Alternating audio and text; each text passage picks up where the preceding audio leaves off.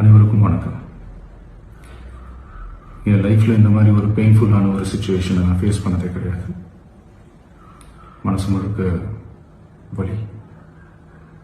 வலி மட்டும்தான். இந்த சுற்றுப்பயணத்தில் என்னென்ன மக்கள் பார்க்க வராங்க, அதுக்கு ஒரே ஒரு காரணம் தான் அவங்க என் மேலே வச்சிருக்கிற அன்பும் பாசம்.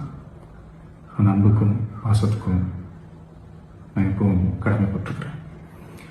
அதனால தான் இந்த சுற்றுப்பயணத்தில் மற்ற எல்லா விஷயங்களையும் தாண்டி மக்களுடைய சேஃப்டி, அதில் எந்த காம்ப்ரமைஸும் பண்ணிடக்கூடாதுன்றதுக்காக தான் அது என் மனசில் ரொம்ப ஆழமாக இருக்கும் அந்த எண்ணம். அதனால தான் இந்த அரசியல் காரணங்கள் எல்லாத்தையும் தவிர்த்துட்டு ஒதுக்கி வச்சுட்டு மக்களுடைய சேஃப்டி மட்டும் மைண்டில் வச்சுக்கிட்டு அதுக்கான இடங்களை சூஸ் பண்ணுறது, அதுக்கான இடங்களை பார்த்து பெர்மிஷன் கேட்குறது, போலீஸ் டிபார்ட்மெண்ட்டில் அதை ரிக்வெஸ்ட் பண்ணி கேட்போம்.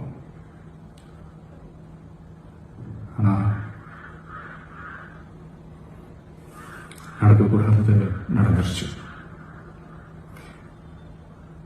ஆனால் மனுஷன் தானே, அந்த நேரத்தில் அத்தனை பேர் பாதிக்கப்பட்டு இருக்கும்போது எப்படி அந்த ஊரை விட்டுட்டு என்னால் கிளம்பி வர முடியும்?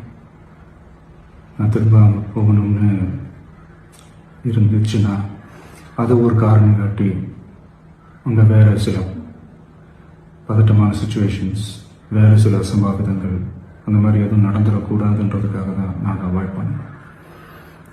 இந்த நேரத்தில் சொந்தங்களை இழந்து தவிக்கிற அத்தனை குடும்பங்களுக்கும் என்னுடைய ஆழ்ந்த இரங்கலை தெரிவிச்சுக்கிறேன். எனக்கு தெரியும், என்ன சொன்னாலும் இது ஈடையாகாதுன்னு எனக்கு தெரியும். ஹாஸ்பிட்டலில் ட்ரீட் பண்ணிகிட்ருக்கிற எல்லாருமே சீக்கிரமாக க்யூர் ஆகி வரணுன்றது இந்த நேரத்தில் நான் வேண்டிக்கிறேன். கூடிய சீக்கிரமே உங்கள் எல்லாரையும் நான் சந்திக்கிறேன். இந்த நேரத்தில் எங்களுடைய